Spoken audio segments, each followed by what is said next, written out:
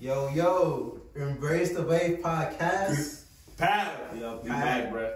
We We back here today. A special day today, yo. Special day today. First interview, bro. First interview, bro. We've been saying we were trying to get on this, so we got a special guest today. We got our boy Shalamar, yo. Oh, I'm first interview? Yeah, you first, man. It's special for real. You even know it's special for real. You know what I'm saying? So, yeah, you know he a pro boxer for real. He gonna be, you know what I'm saying?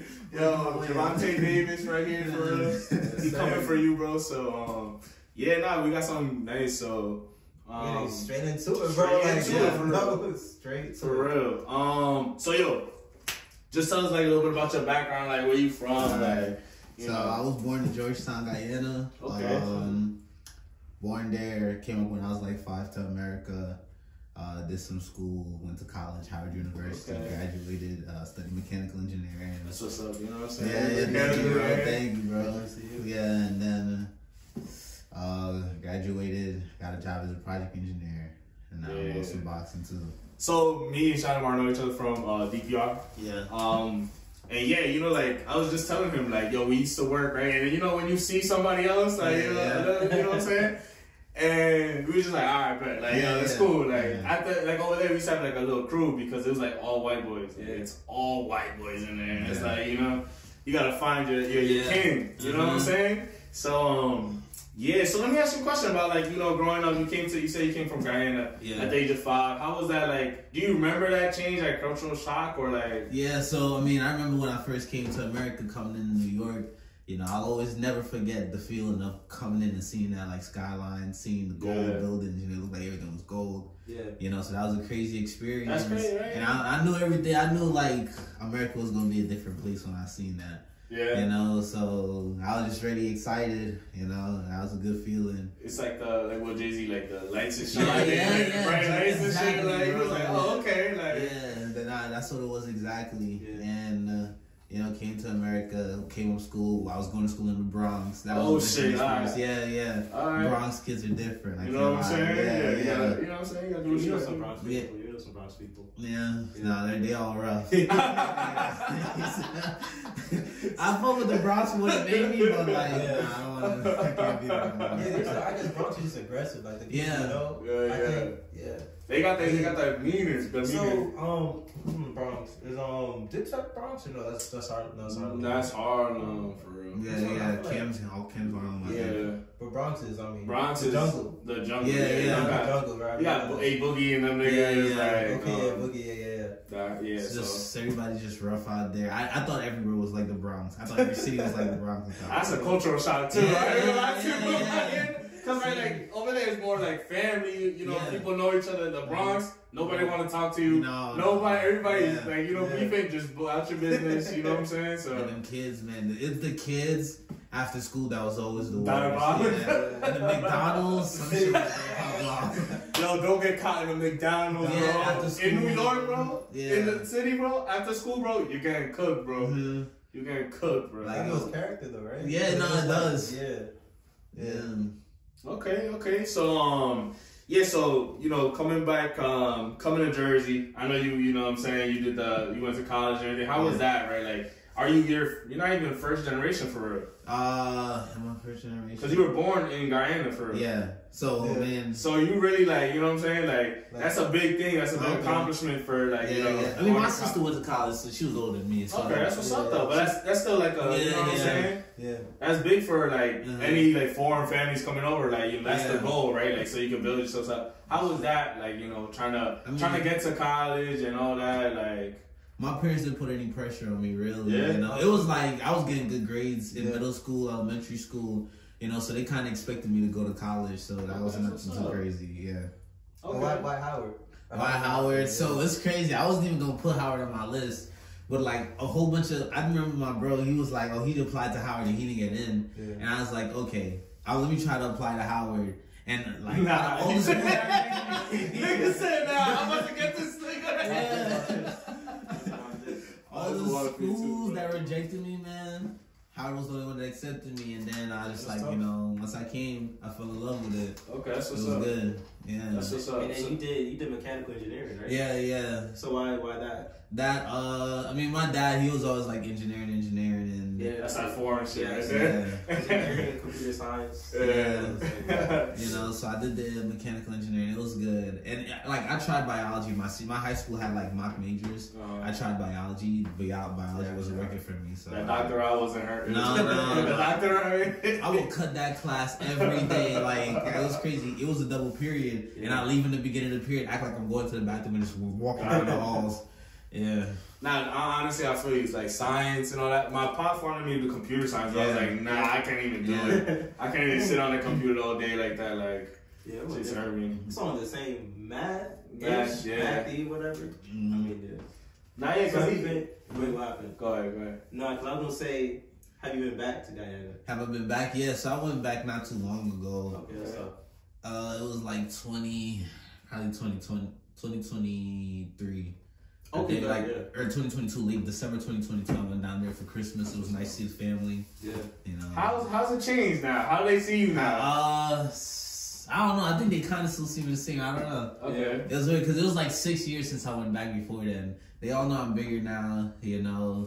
I think they all think I got money too. Just for sure. Like, so let me get some J's, some Nike, bro. I made a whole bunch of empty promises and shit. I told one of my cousins I was gonna get her some Air Force Ones, and I still did it. She's still waiting for them. There's still time. There's still time, yo. I'm making the money now, so I should. We gonna send her this right here. Yeah. She's gonna keep the time. Now because you go back, and I feel like all the time when I go back, my cousins be like, yo, can you give me this? Can you give me this? You know, like, man. I mean, you do here. It may not seem like you got it, but compared to back then, you literally do. Yeah. They would kill to be in that. No matter what. Like, for real. That's true. Yeah, it's crazy. But how does that? Okay, my no, you go ahead. I was gonna say, okay. So how do you feel about Guyana, like your people, like in the sense of like, guys? So you came here. You was in the Bronx, like up until Howard? Yeah, I was in the Bronx. Well, I went to school in Brooklyn. Okay, so I was traveling far every day to get to school. In high school? Yeah, high school. I was traveling like 2 hours one way to get to school. Yeah, man, I built some character. I feel like in New York that's common because I feel like here in Jersey you go to a school that's like in your place. But in New York, I feel like a lot of people be saying that. Yeah, they traveling. Well, I feel like education over there is different though because what was it, a private school? You know, it was a specialized high school, so you had to take a test. You know, so and I got into the one in Brooklyn. You know, that's tough though. It was a good school though, so it was specialized. You know, that's tough, bro. I think my thing was more so in the sense of like, okay. So you're here in New York from 5 to, basically. So it's like, okay, there's that mentality of, okay, this is how it is versus back there. Does it make you feel any different when you go back and then come back here? Like, I'll say going back there makes me appreciate certain things. Yeah. I think each has its own thing to appreciate. Like Guyana's very slow, very mellow, very chill. And America is like a little more fast paced, but you might get certain more privileges too. But I do miss you could just be so calm out there. It's the simple things you enjoy. Okay. Yeah. Simple chores, all the simple things. Sit back and relax. When you come home, you go sit down and just talk to people. Yeah. And that was a nice experience. Do you ever feel like you come back with a little more hunger though? Afterwards? Like you be like, damn, I want to get back on the grind. I mean, I only went down there for a month, so I don't know. Oh, that's a good time. Yeah. That's a good time though. It's good, but it's like it's more so like a vacation down there, just to relax. But it's like you wouldn't move back though. No, I definitely want to move back. Move back? But that's like on some old retirement shit. Yeah, okay. Get your little crib, little land, little farm and shit. You chilling, yeah. Social Security not gonna exist. Yeah. No, you could. No cap. I know I got a couple uncles that collect their Social Security here. That's smart. And they live out there, so it's like that's smart. That's probably the move, to be honest, bro. I'm not gonna lie. Nah, that's what's up though. So I just want to get into this. So you amateur boxer. When did it start? And so this started in college. I probably started doing it junior year of college. Okay. And when I started boxing. Yeah. Why? Let me think. I think I was just mad as hell at that point in time. I was just real upset.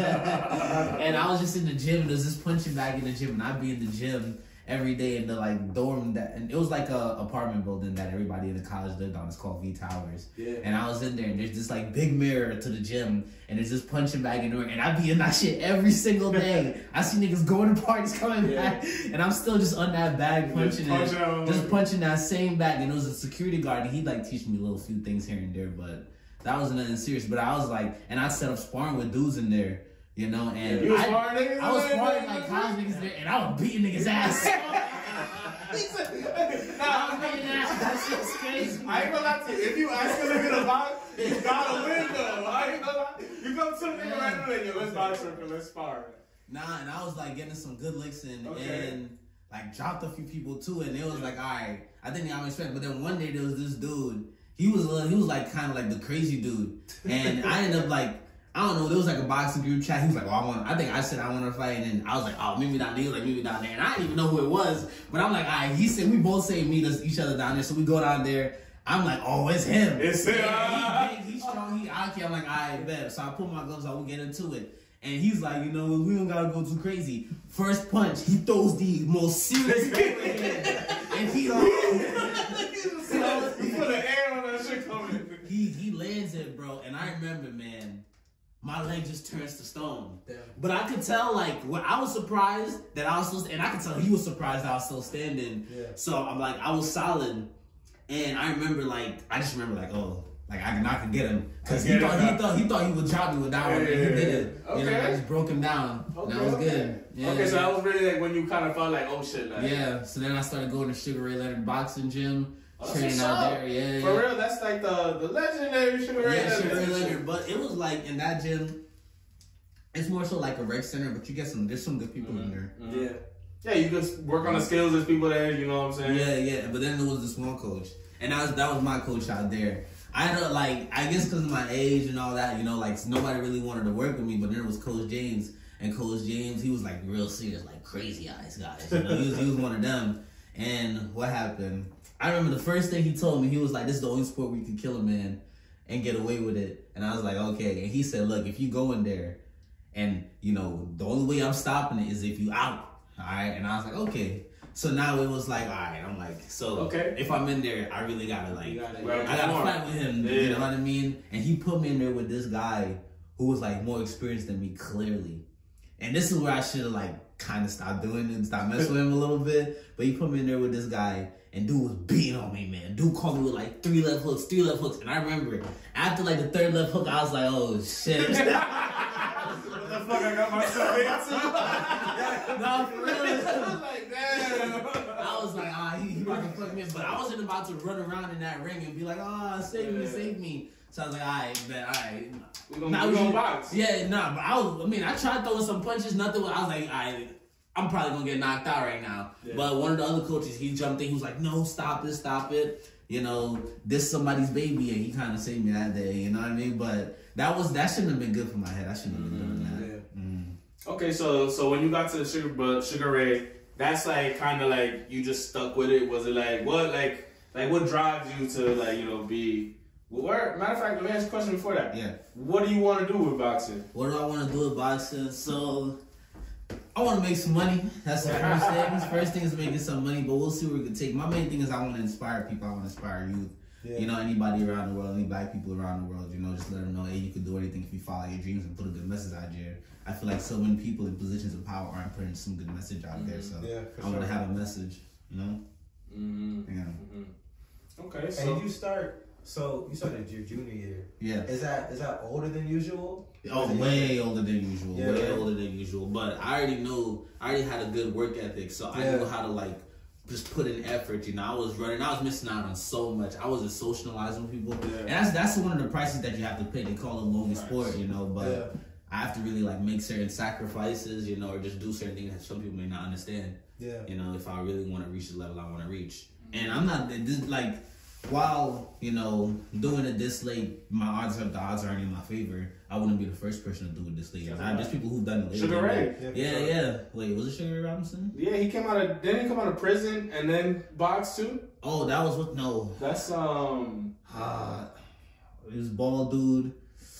I know he's there. I don't know his Bernard name. Hopkins. Yeah. It's Bernard Hopkins. He came out of jail, and then he was like cooking niggas in jail. Yeah. Then he came out and like legendary. Yeah, that's crazy. Bernard Hopkins. He was like $50. I think he became like 50. Yeah, he was good. Oh shoot. The series started like 40. He was older. So when you say like, okay, you're older, and you're talking about making it, what does that mean? What's like the general, like, what does making it mean? Making it means getting to pro level. Copy. If I could get like $100,000 Word. a fight, that'd be good for me. That's what I'd call good. But then I'd have to have my publicity right. Yeah. I'd have to have a whole bunch of things right. Just be good all around, you know? Yeah. Let me ask you. You say let's deep dive into this. Where you said people were looking at you crazy, or like like you wasn't going to parties, you wasn't doing the regular college student thing. Like what is your response to that? Is it like how'd you deal with people's remarks? How'd you? I mean, I just knew what I wanted, you know, because I like, one thing is when I go to the parties, bro, I already know how to turn up. I know how to have fun at the party. That's a fact. I see, bro. Like, you know, when I get turned up, I get turned. You know, so it's like I'm already like, okay, I could have fun, I could have party, but I want to make sure that I'm the man I want to be. Because I heard about when you die, you know, all your regrets, everything you could have been might like stand over you, look at you in that coffin, and it's up to you to decide, you know, is you really going, how many of those did you check off the list? And if this is something, I've had dreams about it, you know, like some serious, the realest dreams I've ever had. I definitely have to like just be in a good, different physical condition, but it's hard now. Because my body feels tired. Like my body feels like it's broken down a little bit, you know what I mean? So, like... So let's, before you even go into more of that, break down what your regimen is and like what your day-to-day? Okay, so, well, I'll tell you what the day-to-day I have planned now is. And no, I'll say the before day-to-day, just in case like any of my roommates want to study me, you know, so the before the before day-to-day, like 3 days a week, I would definitely have to run 3 miles. So 3 days, 3 to 2 miles. That'll be Monday, Wednesday, Friday. Well, with that one coach, he would make me run like 4 days a week. So it'd be, I'd be getting like 12 miles each week. In the morning, I'd do that before school. And then I'd have to go to the gym after, you know what I mean? So, I'd be going to the gym like 6 days a week. Dang. Okay. Yeah. Gym as in gym or like boxing gym. Yeah. You know, and now, like, if I'm training for a fight now, that's when I really crank everything up. And then it's just like I might go to the gym, but then like I'll have to run in the morning, go to the gym, do a workout, and then I'll have another second workout. Or I might do a workout and then run after the workout just to really fully blow my body out. Yeah. So it could be at the peak, you know what I'm saying? Yeah.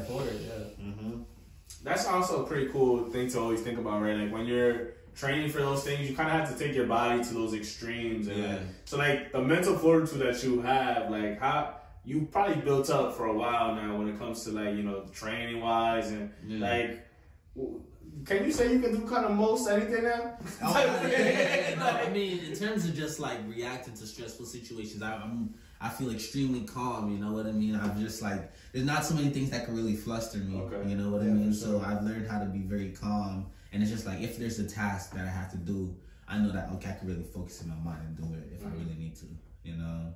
But I'd say the hardest part of boxing is the soreness, you know what I mean? Because now that I train, I don't know what it is, my body just isn't like I've been trying to rest for weeks, man, and it's just like my body's just... Telling you, you know, but I want to pick it up again soon, you know, but I've been eating, trying to just stack my body up and get a bunch of food. What does eating look like? Eating? Yeah. Okay. It depends on what I'm trying to eat for. So now I want to go 155, but before, if I was trying to cut down, depending on the weight class, let me think. So right now, I'll tell you what I'm doing right now. Right now, I'm definitely getting more carbs involved. Organ meat. So one of the best types of meat is organ meat. And organ meat could be like beef heart, cow heart, cow liver, you know. And the reason these things is because these things have a lot of good vitamins, minerals. These are the organs, you know. And I'm telling you, I'd say cow heart is definitely, when you eat cow heart, it's such a like powerful, rich food. It's crazy. And how do you eat that? I cook it, just put it in the fry, fry it up, and I might just like chop it up. Season it, you know. Yeah, season it. Season it up, garlic, onion, and then just put it with some pasta. I might put some pasta with Alfredo sauce in it, and then that's it. What does it taste like? It tastes like I don't even know. It tastes like beef, I guess, right? It is. I don't know though, right? Because I had liver before, and that has a little different. Yeah, it's very gamey. That's what they say, you know. But the heart, I can't even describe. Heart, it's definitely beef, but it just tastes like so much more meaty. Not like fatty. Not even fatty. Like it's hard to explain. I'm gonna try. It's where do you get that though? Because that's not normal Stop and Shop. Nah, that's like you gotta go to like the Mexican deli. You gotta go to the Mexican deli. It's like the butcher, right? Yeah, because that's not.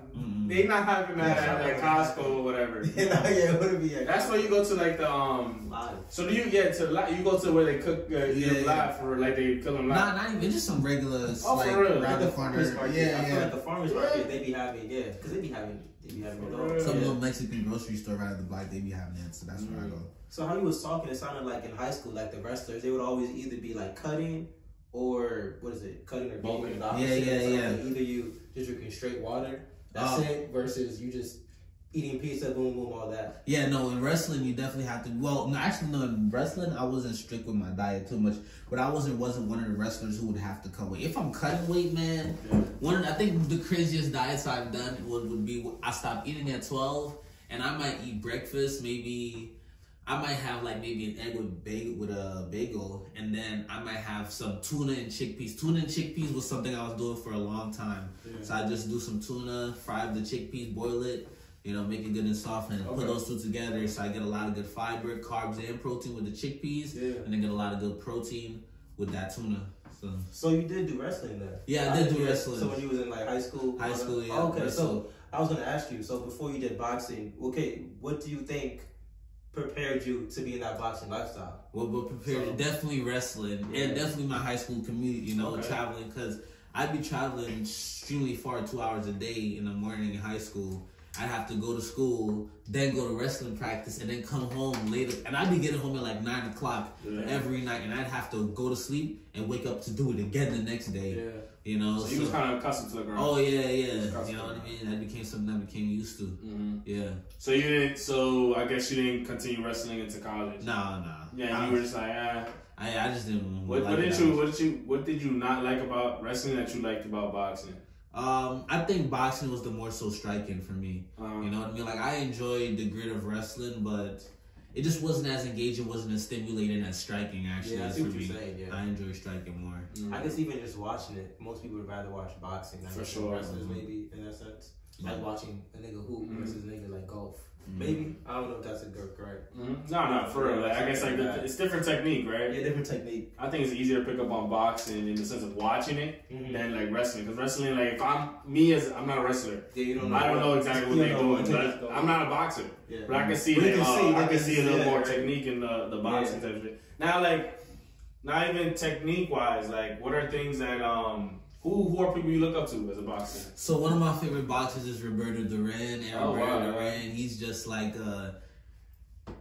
he's a very smart boxer, but he acts like he just has the equator energy. You know what I mean? Where it's just like hot countries in that area. You know, he's from Panama. He just brings the steam, brings the heat. Yeah. You know, some of his fights against Esteban de Jesus, he would just get in there and it'd be like these two guys. Latin Americans up in there, and they just be like fighting underneath the sun. They'd fight outside in the sun, and it was just intense. You know, it was different. Like, he was just known for being absolutely ferocious. You know what I mean? He inspired Mike Tyson, so type shit. Yeah. He was serious. That's like that's kind of like that. What they say, like that Mexican style. Yeah. Not even Mexican. He had like a very different. It was like not even Cuban. It was just a Panamanian equator energy style. He'd act very wild, very loose, but he was so calculated, so smart, and so relaxed as well. And he'd rip you up to the body, break you down, and then get him in the later rounds. Okay, that's a line like Like in that, if you think in that mindset, like niggas crazy, but they're calculated. 100%. And he was known for being extremely intimidating. Like guys would be scared to fight him. He was known bullying people, being mean, nasty. Okay. Yeah. So do you incorporate? So when you boxing, say like whatever you do, you try to get in that mindset. So is there anything like spiritually or just like I'm about to box this dude? You know what I'm saying? What's she doing? Like, so in the zone, getting in the zone. It's funny. That's a hard one, but I'll tell you about my last Philly fight. Before the fight, I'm always nervous. Before I fought that time in Philly, I was nervous. I was just pacing back and forth, trying to figure it out. I was doing mid-work with my coach, but I just wasn't really feeling the mid-work, and I was just getting frustrated, right? But then boxing time came, and the thing is, like, when I go out there to box, I'm like, look, I want to put on a show. Yeah. I don't care what these people, whatever happens. I don't care if this person beats the shit out of me. But these people got to know that they came to see a fight, and I fought. You know what I mean? So I got out there, and it's just like, I got to get the energy going. They start playing the music. It was a really big atmosphere. I get hyped, jump up, start coming to the ring. And it was like a little straw. I almost ran a little baby carriage over. You know, but I... Yeah, man. You say, who we boxing right now? The baby caught that. We started working on it. Hey, I can get it right now, you know? So I go to the ring, and it's just like, you just gotta bring that energy, you know. So, and I feed off of that. Like when it's time to get in that zone, I feed off the energy, that adrenaline, and it's like let's go. For sure, yeah. So I guess it's like the spirit hits you in that moment. 100%. You know, man, you just it just come to you. Like, yeah, you was like, hey, bro, we doing and even now, like now I'm trying to, cause the last fight I had, like, so the first fight I won, which was that one was like this year, but. That fight, it was like, I came out there and I went out there with like so much energy. And it was like, I just went, it's the go. But it was 3-minute rounds, so I got tired. I won, but I was tired. Now, this last fight, I was very relaxed. I was a little more calm. I was like, let me really pace myself. And then it made it 3 2-minute rounds. Okay. So then it was just like, I was just too calm. Yeah. And, you know, but it was just overall a good experience, I'll say. And I definitely feel ready now. You know, I feel ready. And it's like, okay, going in for a fight. Yeah. You know what I mean? Like, now the mentality has to be, when we're in there throwing, you might hit me, but I'll take that risk to hit you with some more. You know, you would take kind of 100%. You know what I mean? Get hit. Get hit. You know, you hit me with one, I'm going to hit you with 3. You know what I mean? And it's also about just like letting those punches go, just throwing your hands, just like letting them punches fly. So that's definitely something I had. That's the plan for next year. That's so interesting. Just like a boxer, just because you different than a lot of people. I guess, you know, everyone may got their thing, right? But like in that sense of like, if you street fighting, niggas really not trying to get hit though, right? Like you might be like, I'm gonna fuck this nigga up, but you really not trying to get hit. But if you boxing, you really like, yo, I'm gonna get fucked up too. I mean, but shit, I'm about to take some shit though, like. But you gotta bring that pain. Yeah, like I guess I don't know if you answered that question, but like.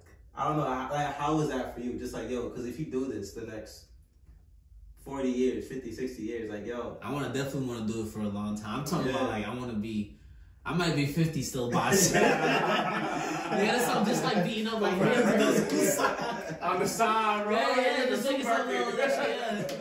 getting a little extra money, but, like, wait, what was the question again? I think it was just more so, like, I don't know if I had a question, but my thing was just more like, yo,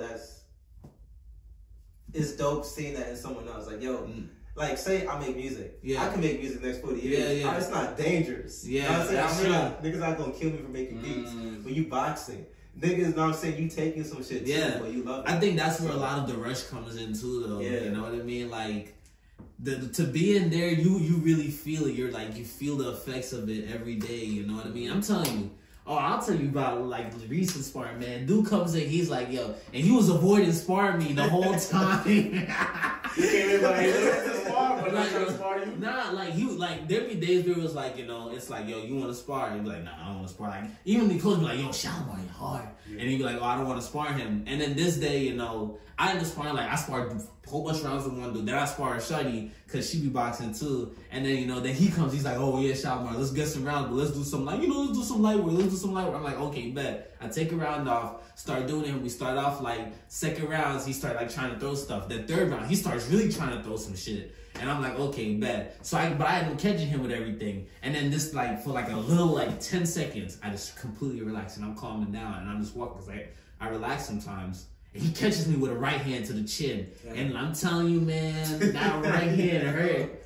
And everything just went curved left. Like, bro, there was a coach in the side, Coach Reggie, and Coach Reggie be, and she be like, oh, you got him. You know, so then I turn up, and that's the thing, like, I know he likes to do a little bit of that, like grabbing. So sometimes I might grab your arm if I'm being dirty. I'll grab your arm and I'll just beat your body up. Yeah. So I just kept grabbing him, doing it, and that's like a Roberto Duran thing. So I was beating him up inside, and then at some point he was like, "Stop!" He's like, "Stop!" But I'm like, "No," because now I gotta get you back. I'm gonna get my leg back. Yeah. Yo, so how do you like right? Because now you got to learn how to know when to defend and when to attack. Yeah. But also, like, in that sense, right, you got to keep kind of your pride in check where you're not throwing yourself. How do you deal with the balance of the fight and balance, like, attack, defense? So I'd say it's also about, like, it's about getting to know your opponent and it's about knowing when. You know what I mean? So I'll come in first round. I'll do a lot of, like, poking, just testing you, seeing what you got, you know what I mean? But also taking advantage of opportunities. Like, this right hand is like a threat. You know what I mean? I'll throw this right hand, and like I'll practice throwing the right hand at you just to set up for when I'm really gonna throw it. But this is just to let you know, like this right hand got some pop in it. Yeah. So I'll just start feeling comfortable, jabbing, testing them out at first, and then you gotta see what they give you. You know what I mean? And based on what you give me, I'll just have a predetermined combination in my head, and once I let it rip, I let it rip. Gotcha. Yeah. So you kind of already building your strategy. Towards each person. So it's like even with so when and this is the thing I like. Try to really think about boxing to like a really like chest level thing, right? So I'll tell you about throwing the right hand. Throwing the right hand is a punch that took me a really long time to learn because throwing the right hand is about not just how fast you throw it. I think it's more so when you throw it and just knowing when your opponent's in a certain position, just let it go. Because if you think about throwing the right hand and landing it, it's gonna be slow. You just have to have that movement down to where it's like a gun. You just want you let it go, it goes. You know what I mean? So there's different ways to set that up. Like now, I might just go, put this jab. And if I tap you, tap right hand. You know what I mean? And then it's even like, okay, if now you just tap me, step back right hand. So that's just like... It's like kind of trigger one. Yeah. Just getting when that trigger goes, you let it go. That shit remind me of, there was this game on Xbox, bro. I don't know what it was called. Was it like Fight Night or something? Where you could be, it was like 2K. You could be your own character in the ring type shit. Yeah. Like a nigga like me, I'd always want to do like the haymakers and shit. Yeah. My character be mad tired and it's mad around. So you get fucked up. Right? So and that's a big part of boxing as well. Controlling your energy. You gotta really just be controlled. Know how to relax, just know how to be calm, like saving energy is a big thing in boxing. So you said so you did one, it was like 3 3-minute rounds, one was 3 2-minute rounds. Yeah. Is that usually how it is? So right now I'm not an open boxer, so all my matches should be 3 2-minute rounds, I guess. What does that mean? So open boxing means that you have more than 10 fights. So if you have more than 10 fights as an amateur, that means you could fight any other amateur. That means you could fight an amateur with 400 fights. You know what I mean? Right now, as I'm not open, I'm just still working. Anybody I fight has to be okay, that's pretty fire though, because you kind of regulate. All right, 10, you under 10, I'm 10. Okay, that's what's up. But you can still choose, even if it's under 10, you can choose who you fight or whatnot. Yeah, but it can't be more than 10 fights. Okay, but like then you kind of could regulate like skills. Right? Like, I mean, there could be somebody who's really nice. Yeah. But like like then you won't face somebody who's like 403 or something like that, where they're taking advantage. Type of thing. But it's still a possibility. So once you get to 10, you can still kind of beat someone who has 400. Oh, 100%. It's just, they probably just have more experience. Boxing is a very like chaotic sport where now there's levels to it. Like you could definitely control certain things in boxing, but sometimes it might just be a day. And honestly, the thing about boxing is a sport where heart is a big part of it. If somebody just steps in that ring with enough heart, anything is possible on that day. I've seen Rocky. Yeah, man. No, it really does happen like that.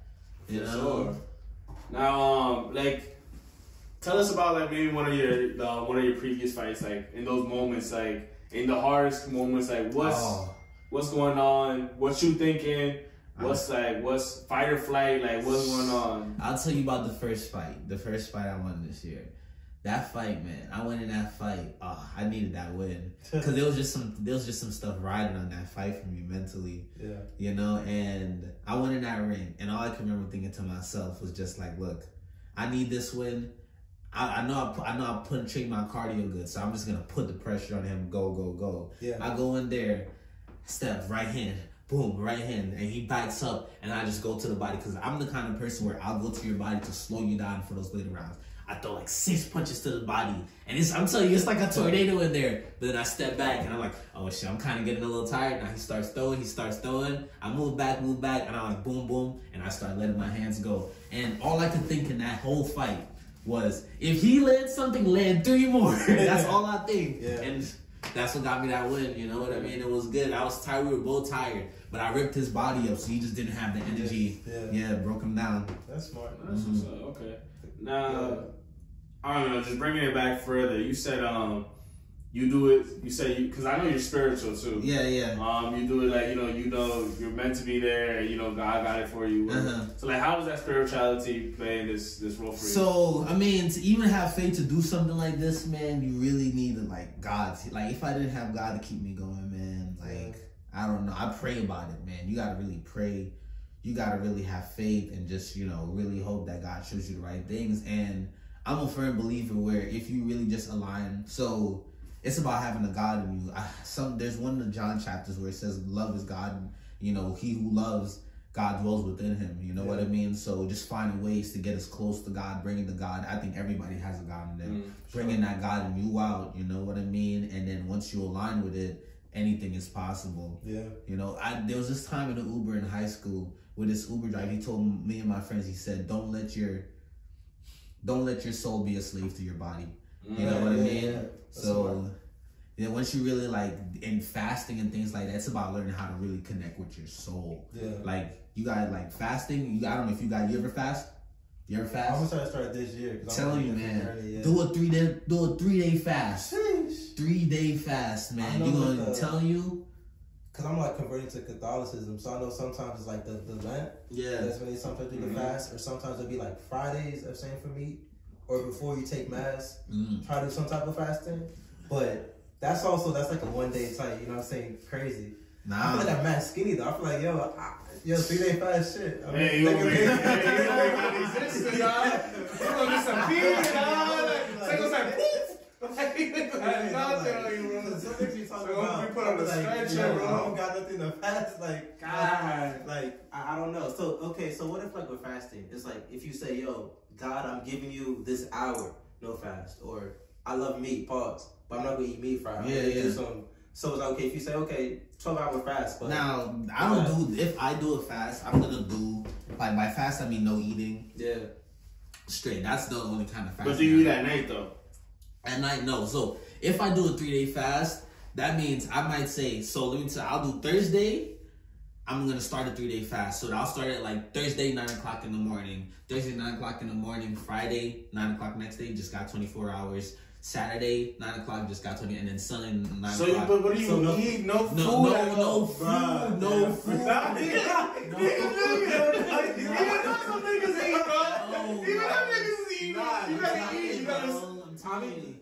mean, you don't.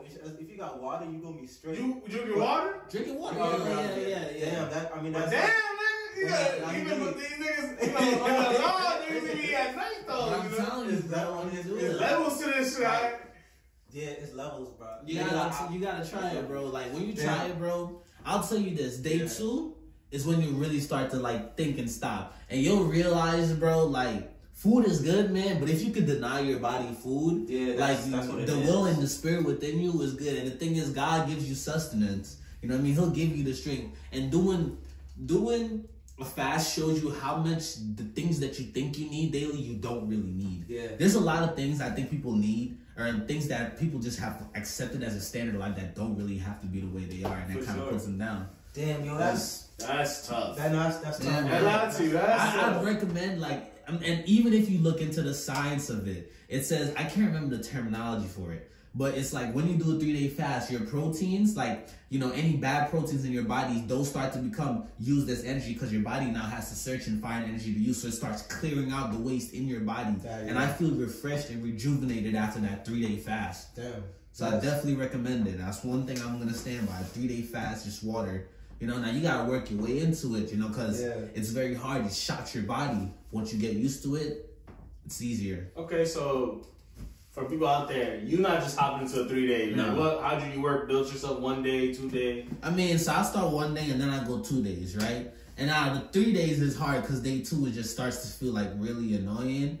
But the first time I did like a little close to 3-day fast or 2-day fast, I started to fast with a grapefruit. You know, a very good sustaining, good light food, and then I just drank water. You gotta drink as much water as you can. Just drink. Yeah. And then that'll keep you going. And the thing important in fast is to make sure while you're fasting, you really align with your spirit. Yeah. Right? So what does that mean? That means praying, reading the Bible, and really aligning with your spirit on that fast. Yeah. You know? Yeah, for sure. Yeah. That's good. Cause I know there's definitely a lot. I know my dad used to just be like, yo, if he's gonna preach on Sunday, he's not eating until he preaches. I guess there's people who fast in certain ways. What do you think about people who fast in other ways? Like people who be like, okay, no social media for whatever. Do you think is there a benefit to that, or is it just not as beneficial as truly not eating? I think it's beneficial because it's just about saying, like, you know, what do you like? It's just about identifying the things you don't need. Copy. You know what I mean? So taking a break from anything, certain things we accept as a standard way of life, but you know, taking a break from those things can remind us that we don't really need these things. Yeah. Okay, so like those things do play like a big role. Now, like, you know, how do your, you know, being foreign and shit, how do your parents, how does your family look at you boxing? Like, what they My think? family, so my mom's very supportive. My parents, they've always just had like a certain, my mom's a very spiritual woman. My mom is different. You know, about like Guyanese people, man. There's something very spiritual about Guyanese people and Guyana in general. I'm talking about if you're in Guyana and you like look into the bushes, man, it'll feel like those bushes are alive. Yeah. You know, it'll feel like there's some like different energy out there, some stuff you like can't even see. Or in the nighttime, it just feels heavy. Yeah. You know what I mean? You feel it in the air. I see what you're saying, yeah, you know, so that's what it is. My mom's a very spiritual woman, so my parents have always known, like, you know, I've been pretty smart growing up, you know, they've always known I got a lot of potential, so they've always pushed me, believed in me. My mom believes anything is possible, I can do anything I put my mind to, so she's always been with it. Okay. I feel like Nigeria the same way, like, just something about it. Yeah. Everyone, even if it's not Christianity, even if it's witchcraft or whatever. Yeah, man. Niggas is tapped into something. Hey, I believe in all. I think all that stuff is. Now, I believe in Christianity. I believe like you follow. Yeah. God is, you know, God is powerful and God will cover and protect all. But these girls be believing in some stuff, man. You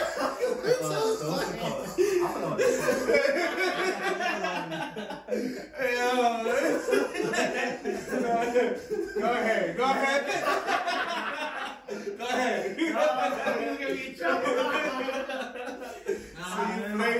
Okay, so you identify as a Christian, right?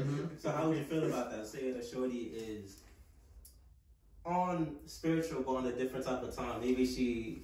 Nah, I don't know. It depends, but to me, I gotta be with a girl who's rooted in Christianity because she's not gonna understand some of the ways I do certain things, or why I act certain ways, or some of my beliefs, or what I believe our love should be in regards to religion. And God is a big part. And she's a blessing. God will give her to me, and I need to understand her to understand why she's a blessing. You know what I mean? So. Okay. There's a lot of different perspectives. You just want a perspective that, I'm saying, fits your purpose. 100%, yeah. You don't have a rocky foundation. You know? I feel like that plays a big role for a lot of things, right? Like religion and what they follow and stuff like that. Because you don't. That's also an added. You know what I'm saying? Like an added. You know what I'm saying? It's like an added stress or just. It's an added. Complication, right? An obstacle piece that comes to it, right? And if you're like kind of already in something that you want to do and shit like that, you kind of have to, you know, you want less things to distract you. Now, when it comes to even, you know what I'm saying, we might as well get into this now. We're talking about like shorties. How is it for you, like, you know, like, because also for boxers, right? Like, y'all gotta be locked in, you know what I'm saying? So how is it like? So the thing is, man, I don't even know. I be trying to avoid the shorties to an extent, but I do be like, I'd be on some bullshit sometimes. I'm not even gonna lie, you know what I mean? But I be trying to avoid it because they can take a lot of energy, you know what I mean? So for sure. It's a balance thing, you know what I mean? So right now you're not really looking for not looking for anything. At most, I might just talk and flirt with you to pass the time, but I can't really do anything of real substance. You know what I mean? You know what I'm saying? When you on your pivot, you don't really need it. When you're on your pivot cues, you don't really need need that for real. Nah. We was just talking about fasting, bro. You know what I'm saying? You gotta fast from all of it now. Nah, that's definitely true. And I'm telling you, man, that's discipline. One thing I've definitely realized, man, and I think all men should recognize this, is that we have divine masculine energy. That's something that we're born with, you know. Like, I understand, like, you know, they produce the fruit. Yeah. But we got the seed. You know what I mean? And I want to be one of them. I see what you're saying. I feel you. You know what I mean? Yeah. But I see what you're saying. It's a balance. You don't want it to be so. Maybe today there's an emphasis on you place something up to put something down. We both, you know what I'm saying? 100%. No one over the other type shit. We play our part, you know, and that seed that you don't release is reabsorbed into your energy if you don't release it. And if you do need to release it, you know, you'll have your body naturally releases it for you. Yeah. So that's just me saying, you know, you just got to recognize that natural energy, that powerful energy that you've been blessed with. Yeah. And also, you know, just understand, don't be letting any of these girls just have access to your body. You know what I mean? These girls just don't just like how some of them girls, you know, think that, you know, they're dependent on their bodies to actually protect their bodies. Our body's a temple too. Yeah, and if God needs a host, you know what I mean? We want to make sure that we keep our body in a state where God is always willing, where it's a nice place for God to be. Yeah, no, that's smart. Yeah. And I can see you definitely disciplined because with the fasting and then this talk too, like, I feel like that's something that is not, I feel like it's getting mainstream because in some senses you can see like there's a big push for, what's it called? Like the no fat thing and all that. Yeah. And then even with fasting, people that aren't even Christian, just religious, are on some type of Instagram, right? So I feel like there is some kind of seeking for that per se. But I don't know. Yeah, that's definitely like a good thing though, because I feel like if you combine those two things, and I don't know, I'm trying to get to a place where not trying to be biased as much. Yeah. So okay, I'm Christian. I can understand. Hey, someone else is something else. But they that for a reason. It's not because no dumb reason. They got a valid reason. I'm saying that's what it is. As long as you're looking for that higher power, hey, bro, you do you. But yeah, I feel like you think that's helping you. Was there any point where you was not as spiritual, or you was just like, in college, man. In college, I wasn't as Christian, and I just had a lot of like. College was a different time. So the after junior year was like the first 3 years, the first part of that college career. Honestly, man, I'd say junior to senior year is when things got crazy because that was I think junior year, beginning of junior year. Girl, I met at the internship. We were cool. We linked up, and then like when that ended, that was when I was just like, that was when I started going, and I just started doing different stuff, man, and just Was there something with COVID? Because that's kind of around because COVID was the end of junior year. Because you was the same thing. Nah, I think I thought it was a year less than you guys. Okay, So COVID was like my junior year is when everybody started coming out again. Okay, bad. Yeah, you know. But like after that happened, I don't know where I was, but I was at a point where I didn't really believe like I needed God. So yeah, I felt that. But I was like going down in dumps, and then one day I was just like, yo. Let me go buy a Bible. Went to the Howard bookstore, bought a Bible, you know, and that's when things started getting a little better. So stayed ever since. Yeah, that's what's up. That's kind of. So would you you were raised, you know, religious? Yeah, I was raised Christian. Okay. You know, I had an aunt. She was very serious about it. You know, she'd really pray over me. You know, she'd make us wake up early before church to do Bible study in the house. You know, so. And then so you kind of like, you know, because I feel like that's why I was having to talk with my grandma for actually like. You know, you're raised a certain religion, but like you kind of lose touch, and it's you come back to it when it's when you feel like you when your spirit's calling it, right? 100%. So that's what's up. So you're able to really tap back in, and it's been like it's been a force for you. It's been a real good driving force for me. You know, no matter what challenges I face. If I didn't, some of the challenges I faced, if I didn't have like that faith in me, I wouldn't have made it through. I really wouldn't have. I would have just lost faith, but I would have just lost hope. You know, but I've never felt hopeless. You know? Ooh, so man. That's a ball. That's a ball. That's a ball. You're feeling the streets right now. You're feeling the streets right now. Simple that, bro. Okay. That's tough. So would you say that relationship or whatever with that shorty from the internship was that kind of like a catalyst in some type? Maybe a catalyst, but in some sense where some things just boom, boom, boom, and then whatever. I'll say last straw or some shit. That kind of made me reflect on what kind of man I want to be. You know what I mean? Yeah. And at first, I was a different guy back then, but thank the Lord. Let's say the lie, yo. You know, but yeah, that was a different time. I was a different person then, but that one wasn't really of a catalyst. I thought it would be. Like, sometimes those things do tend to give me a little push, but honestly, after a while, it's just like, I'm just doing it for me now. Yeah, you know? About that. Okay. So is there anything else in the journey? So I guess it's more so like, because you can see that another partner may hinder you in your walk. Yeah. And you being not as disciplined may hinder you in your walk. Is there like anything else that you're like, all right, in this boxing thing, to get to that next step, is there another piece? Is there, you know... There's the discipline. Yeah. The now partners. And just enduring, just being focused. The focus is major. Yeah. You know, pushing out the distractions because they always come. You know what I mean? And just gotta start cutting out certain things. Like next year, man, I really am gonna lock in. I want to lock in for like 2 years. Yeah. You know what I mean? And that's gonna mean like sacrificing a lot of time out. Whole bunch of stuff, but if I believe in it, I really want it, I can do it, so I'm gonna push for it. Now, how does that work? Because when you were Francis, I'm not saying it's work. 9 to 5, Monday to Friday, all that. So how does that, you know? So it's just gonna be, and that's the thing. Everything is gonna be in preparation just for the next day. Everything is gonna be, once I get into that cycle of just like waking up, running, going to work, doing what I need to do at work. So the thing is, like, everything is very layered. So if when you stop eating late at night, right, your body is able to wake up easier because as you sleep, you're not really digesting and trying to break down that food in your sleep in your body. So that's one way, the aspect of it. So that could just help me wake up easier now. And then it's also a matter of going to bed earlier, you know, just getting as much energy and recovery. Then waking up the next day, however I move through that next day, having my diet, having my meals ready, because the meals are very important. I need that carb for that muscular endurance, you know. I need the right amount of fat to go on my runs.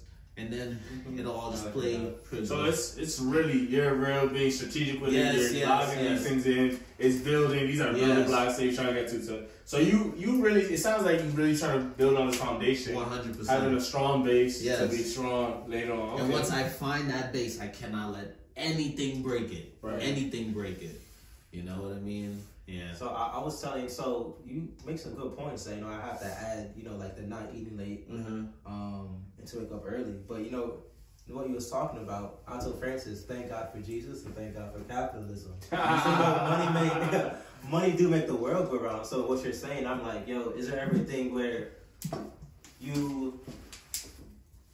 people want to lose weight, people want to gain weight, and it seems like you kind of have some keys like, oh, you got to do this, do that, and you're disciplined. I feel like you could probably tell people how to do that's definitely true. I could definitely, you know, like I have a great understanding of weight gaining, like, to the nutritional facts. I read the nutritional facts of the things I eat. And I've actually seen how when I stop eating saturated fats, or how eating an avocado in regards to the runs and the hormones I may feel, how everything plays a certain part. So I could definitely help people with that, you know? So like somebody's just like, okay. But I need the time to do that, you know what I mean? Time is very important for me.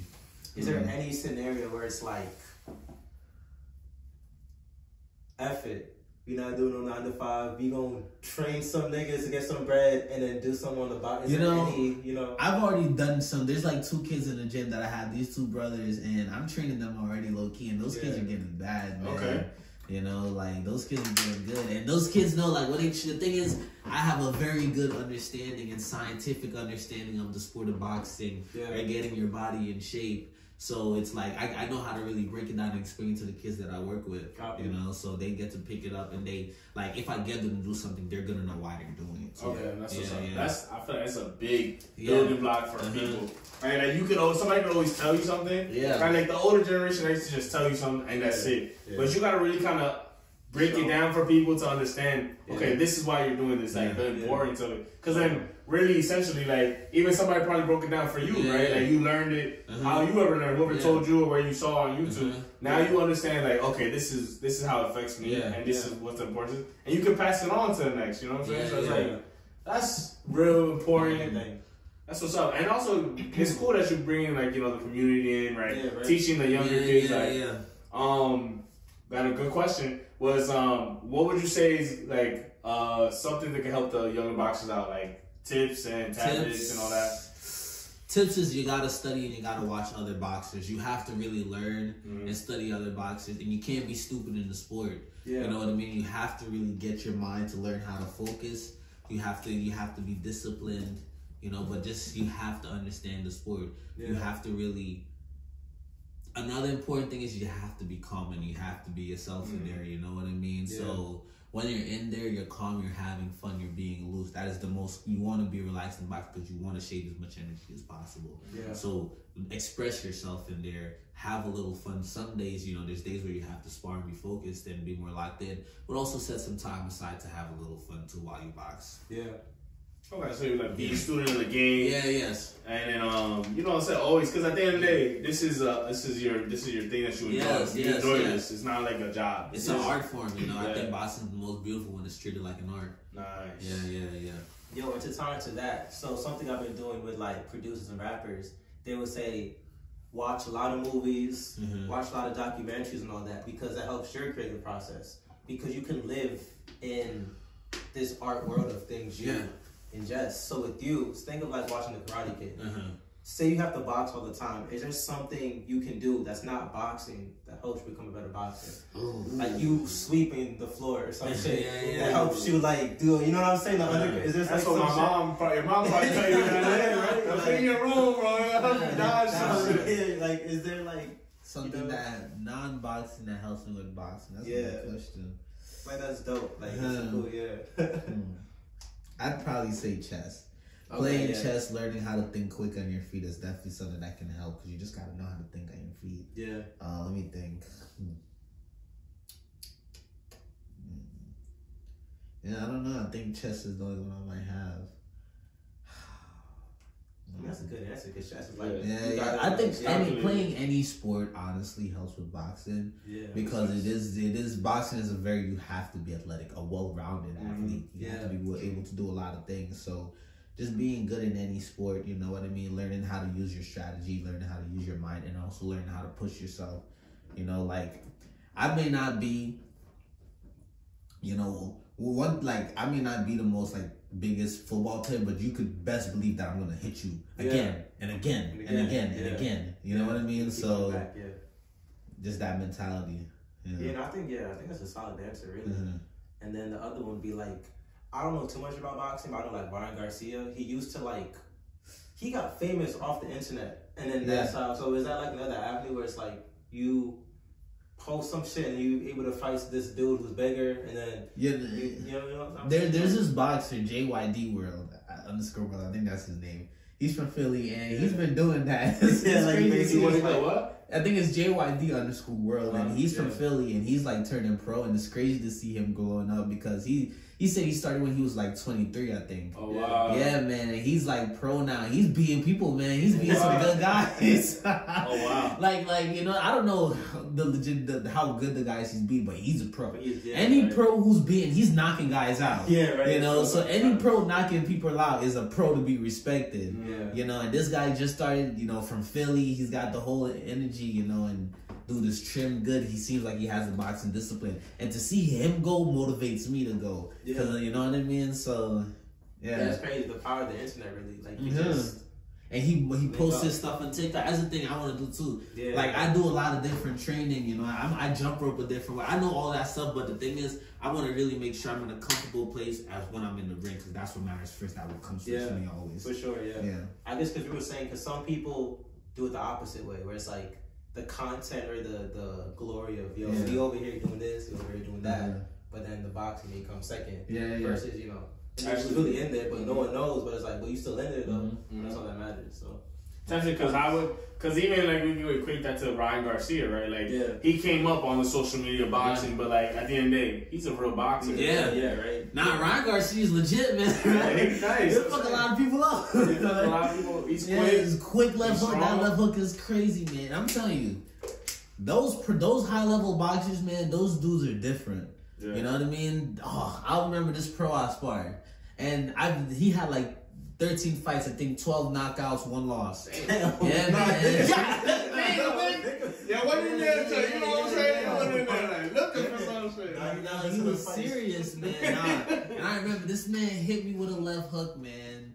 And I remember the way my body felt. To this day, nobody's never punched me that hard. Yeah. And my body, I felt like he put a dent in my stomach. Yeah. You know, my legs turned solid, and my legs were stolen, and I just had to I slipped over a little bit and caught myself again. Yeah. You know, so when the way some of those guys punch is for real. That's just crazy. Yeah. Like me, bro. I'm like, I'm done, bro. I'll see you later. You see like the X-ray and the shit just. Yo, so like in those moments, because I know a lot of those, like, right, like, it's not always about the power, but it's also about technique, right? Yeah. Do you ever try to see, like you see somebody in the ring or you've been sparring with, and you see them do some shit, and you be like, yo, teach me that? Or is it like, you try to take that from them, or like, how's that? Yeah, I'll rewatch some sparring stuff and just see, you know, whatever I take or whatever I can get, you know, but most times in the sparring set, it'll be like I'll rewatch my sparring videos and I'll watch what I did in that session right, or what I could have done better. You know what I mean? Just watch my feet. Like something recently I've been looking at is my footwork. I realized like I was sparring this pro, I was sparring. I realized like those 2 pros, their heels never touched the ground. My heel touched the ground, and then you know everybody was always telling you gotta get your footwork up a little better. You know what I mean? Once you get your footwork up, you'll be sharp. So today I was just in my room. I was just practicing playing the balls with my feet. And I'm telling you, man, it's always been where it's like, I'll practice something, I'll wonder, and I'll practice something, and then one day it just hits me. Yeah. And then once it hits me, I just elevate to a new level. You know what I mean? And that's it's like the understanding. Yeah, man, yeah. Like I feel like a butterfly type thing, like. Yeah, so it's not really like. I'd say me, I'm more so stocky, so I don't really do as much like floating. Like I'm more so like I know how to really apply my pressure at that right moment to generate power for a punch. Yeah, that makes sense. Yeah. So you're more like a power. Power. And they call me a boxer puncher. That's what it is, you know. Like I got some brawler strength, but I know how to box too. Yeah. Okay. In what weight class? What weight class? So I fought at 165 before, but I want to go down to 155. Just because I'll be lighter, I'll be smoother, you know what I mean? And 165 is all those guys. Once you're tall, you won't get tall to 165. You don't make it. You know, and I just I don't want to have to tank through all those punches anymore like that, you know. I think 155 would be good for me. Fuck that. Yeah. And then is it a thing with right and left hand? So if you fighting a left-handed dude versus a right-handed dude, and what are you, like right-handed? Is that like you know what I'm saying, like a thing? Yes, it is, and I do have different strategies for like if I'm gonna fight like southpaw and all that. Orthodox, but I'm gonna leave. I'm not gonna say that here. For sure. Because you gotta blend through. What they're giving you, you gotta take and give and take. 100%. And the thing with boxing is a very calculated sport. Guys will watch you and they'll see what kind of punches you like to throw, and they'll study. Like it was funny. I sparred this dude not too long ago, and it was funny. People always talk about, you know, like, try to get him with an uppercut. Anytime I spar, like, try to get him with an uppercut. And I sparred this dude, came from a different gym, and he just threw an uppercut. And I remember, like, it landed. I was like, whoa. Somebody told me. Wait a minute. No, somebody was telling him to throw that uppercut at me. You know what I mean? Now, I stopped it after that first one, but it always lets me know, you know, you got to be careful because people are watching and they're for sure. Yeah. Like, because they're going to watch all your footage. They're going to be like you saying, they're going to build strategies on you. Like you said before, right? You see what they're doing, and then you got something you cooking in your mind ready to hit them with. And they're going to try to get in your head. You know what I mean? Like, when you watch these boxers, like, if you watch a Tank Davis, any Tank Davis, like, for press conference, he's trying to get in these guys' heads. He's bullying these guys, man. Like, when he made Frank Martin flinch, that's at a press, you know what I mean? At the press conference. Frank didn't want to throw no punches for him. I ain't gonna lie to you. Frank didn't want to really throw no punches. He didn't want to be that ring for it, I'm not gonna lie to you. I'm telling you, that man Tank hits. Yeah. That man can How you feel about how he's coming up for the next fight? Lamont Roach, I don't really know too much about Lamont Roach, but I think it's a boxing match. It's a boxing match. Yeah. He looked calm though. He don't look like Frank was kind of jittery. The nigga before, like they sometimes. Do you know who Gervonta fought that was really good? It was a Mexican dude that he was skinny. He beat him though. Yeah. Did he catch him with an uppercut? I think so. Hey, yeah, no, I heard that was a good fight. I didn't watch that fight, but I heard that was a good fight. He's like one. Like, I like him as a boxer. Yeah. But Tank is the number one. You would say pound for pound. I'd say right now. Who's top 5? Top 5. Terrence Crawford, definitely. Okay. Yeah. Bitter Biv. Usyk. Okay. Usyk. Usyk. Oh no, I didn't say Tank yet. So Tank. Who else can I throw in there? That's tough. I like it with Canelo. Yeah. Canelo? Yeah, Canelo. They saying Canelo gonna fight Crawford. Crawford? I don't know about that. Canelo's big, man. Canelo's big. Big dude. Yeah, Crawford surprised me every time he fights. Yeah, I'm not gonna lie to you. Crawford is a dog. Crawford's like a straight fighter. You know what I mean? He got the mentality. He got the energy. So Crawford, they always doubt him going into his fights. Yeah. Like, when he's there, he show up and he show out. Like, and even just his energy in the press conference is unfazed. Yeah. You know, Crawford definitely has very good fighting energy, very good fighter instinct. So, like, you know, like when you make it big, like who are like some of these people that you want to fight? Like, who would I want to fight? Okay. I can't lie to you. I think fighting a Terrence Crawford, Crawford level fight would be a good one for me. Because that's the weight class I want to be around. Or a Boots Ennis. You know what I mean? He's tough too. Yeah. He's certified. So those two would be good fights. Who else would I want to fight? Probably 140, maybe a Ryan Garcia. You know what I mean? They probably gonna move up by then. Yeah. We'll see. However they are. Because I feel like Ryan want to move up soon though. Well, does he? Ryan's pretty big. Ryan looks heavy. Dude, yeah. So, he doesn't want to go back down to 135. Yeah. So, and he didn't, with that Devin Haney fight, I don't think he didn't make weight for that fight. So. No, he didn't. He didn't make weight. Yeah, maybe a Devin Haney. I feel bad for what they doing to Devin Haney. I can't. We were just talking about it, bro. Son got whooped so bad he wanted to go for defamation. My thing is, man. You can't look that soft afterwards. I ain't gonna lie to you, it's not the best look for him. Yeah. Right? But I don't know if Ryan was on a substance, man, you can't discount that. No, I don't know how the substance affects him, but boxing is a lot of variables. No, and if that plays a little, if he's just like has a little more energy, is a little more hydrated, that plays a factor in how he feels in that fight. For sure. Yeah. But you gotta know, Haney got hit so fucking hard. Nigga was like, nah, this ain't real. This ain't human right here. Nah, man, he got stuck with that left hook look hard, man. He caught him a couple times. Yeah.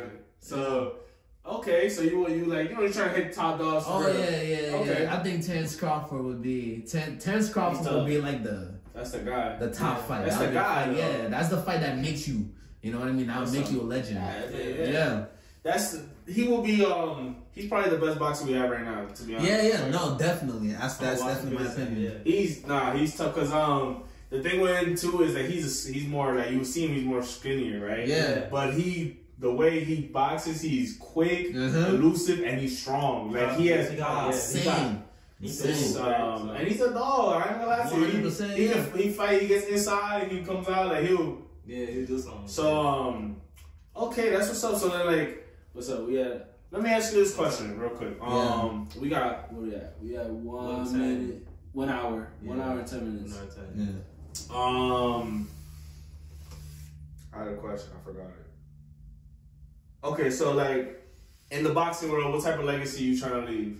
Like what you trying to print on the boxing world right now? I don't know, man. I just want to really, you know. I like Sugar Ray Leonard. I like the way Sugar Ray Leonard did it. And Sugar Ray Leonard was very calm, was very cool, but he had heart. Yeah. One thing they gotta say about me is I got heart. You know what I mean? So sure. I definitely just want to have, you know what I mean, let people know that I have heart, and let people know you don't gotta be the whole rah. Yeah. You know, you can still fight. You can still be upstanding, but you don't have to be all with the extra stuff. Yeah. You know what I mean? Just a good man that could fight. Yeah. Good man that can fight. That's my legacy. Go in, do your job. Do my job. Man. Keep it respectful. You know what I mean? Yeah. Respectful. I feel like that's not seen a lot these days. I feel like now people want, especially with influence boxing, influencers and everything like that. Like I feel like it's about the show more than it is the boxing. It is. How do you feel about like these influencers hopping in the boxing? How do you feel about like all making boxing money, man? I'm not gonna lie to you. The UFC had combat sports in a bit of a chokehold, man. UFC was making all the money, but with like working boxing. Yeah, Mike Tyson, that fight wasn't a real fight. Yeah. But they got some eyes. And people were talking about boxing. They had good boxing fights before that, though. Yeah. Right? On that card was great. Yeah, and it's just like if people just saying, like, people who don't watch boxing, they're like, oh, what you think about the Tyson Jake Paul fight? What you think about that fight? Yeah. They're talking about boxing, you know what I mean? I think there's something different about, like, having two people go in that ring and just throw hands, you know what I mean? That's something that UFC can't do, and that's something that all people can relate to, because everybody's gonna throw hands. Yeah. Now they have things that have come up from that is like there's like a Misfits boxing league. Have you heard of that? No. Where it's like these YouTubers that are boxers. Like there's some guy named Lil Cray Cray. There's like I know Salt Bay. They fight for Misfits boxing. Okay. Now, how do you feel like if you ever had an opportunity, would you box for a promotion like that, or? Nah, just because I don't know the legitimacy of it. You know what I mean? Maybe I'll do it just to like get some little change, but I don't know if it's really. I want to have legit, serious competition. You know what I mean? So, because also too, right? People gonna say, "Oh, this is kind of like just this is an influence." They want to take you serious as. Got you. Yeah, man. I want the real. You want to have the real deal. So that's what's up because like again, people gonna do it for like all right. I'm just gonna get my name, the check, because they put the check up now. Yeah, man. And one thing about me, man, is money is important, but I've never been bounded by money. You know what I mean? Like money's cool, but money doesn't rule me. I'm not a slave to money, and you know what I mean. I gotta stick to my principles over money. You know what I mean? I've never been afraid to lose money. Money's never really had a time. Money comes and goes all day, and you know what I mean. God feeds the birds, and they don't need no money, so I'm gonna be good. Sure, you know what I mean? Facts. Okay, that's what's up. Now, last thing there. Yeah. Matter of fact, words of wisdom. Lead the people here with some words of wisdom. Like this, we'll throw a little track over there. You know what I'm saying? Okay. This will be a motivational speech for the people. Yeah. So the motivational speech for the people is, look, you know what I mean? I'll say for the people around my age, it's not always easy right now. Things can be hard, but you have to believe that there's a God that dwells in you. You have to believe in love, and you have to really believe and align with your spirit. There's a lot of things, a lot of material things. You don't need that in the world. There's a lot of evil forces at play. You know what I mean? The media pushes so many things out to you that just keep you in a pacified state. But you have to really align with the God within yourself, align with the truth, and just stay with the higher power. Stay good, stay focused, stay determined. That's what's up. Yeah. That's what's up. Not too much. It's a race wave podcast. Last question. Yeah. What's the next? Anyone like? Oh yeah. Sure. Next fight. So next fight is Golden Gloves. Oh shit! Where's that? I don't even know yet. But hey, you know what? This time I'm willing to let people come out to my fights now, because I'm like, fuck it, if we're gonna do it, we gotta do it all the way. You know what I mean? So I'm gonna let y'all know when I'm in the finals. You know what I mean? I never watched I never watched no live boxing. I never really watched a live boxing event for real. Just like maybe a video. I went to like a bar and it's like niggas had some shit. I never really tapped in. Nah, man, you gotta be there. When in the live event, man, that's where the energy is serious. Everybody's like, you can feel the energy in the air, man. I'm with it though. Let us know. Yeah, the last fight I was at, man, there was this kid from the Bronx versus some kid out in Jersey, and he was in their gym, and it was like the whole gym was packed, because you could tell the Bronx kid, man, he was fighting like the kid stole something. So fighting for it. Yeah, that's what's up. Now let us know. We'll let pop out for that. Yeah, man. Now I'm like, the thing is, like, seeing people in that crowd, man, hearing my name, that gives me energy, you know. So that battery. Yeah. That's what's up, Daniel. We tapped in, bro. Nah, we gonna be tapped in, bro. For sure. Do a live stream, bro. Yeah, man. I'm going all out next year, man. Okay. Next year, I really want it. I need it. You know, so last time, what's the goals for next year? The goals for next year, really just locking up my discipline, improve myself financially, make myself more financially stable, be more financially responsible as a man. And just be locked in, financially stable, just to have those two fronts balanced, and everything else should be good. Yeah, that's what's up. All right, cool. Amen. Yes, sir. Amen, bro. Shit. That's shoot. That's the vibe, bro. Yo, shout out, my bro. Thank you, Pastor. Good podcast. First interview too. Yeah. Well, we all blow up. It's gonna be a crazy reunion. You know what I mean? That's what we was just saying. Like, yo, when we blow up, everybody blow up. Like, it'll be crazy. Like, let's say when we meet up again, we do the first show, second one. It's tough, bro. When I'm doing my pro boxing, y'all on Spotify with the big deal. You know what I mean? We gonna do it. We know what I'm saying? We gonna have a little better setup, you know what I'm saying? Yeah. No photo with chairs and shit. I'm gonna bring my opponent out for a little. I gotta do an interview press conference. Oh, that would be tough. I need somebody I know. That's tough. Yeah. The thing because now there's no gatekeeper, so you can really just do that shit yourself. If you don't know, you set up your own press conference. For sure. That's not funny though. Like, that's what's up though. For sure. Okay then, so so we'll be back then. Yeah, we'll be back. Yeah. I might come back with after the Golden Gloves, might come back with a good story. What's up? We here for it then. Yes, sir. We room for you. And that's the pod. We gonna catch y'all. What's the podcast name? Brace the Wave Podcast. Brace the Wave Podcast. Boom. Peace and blessings.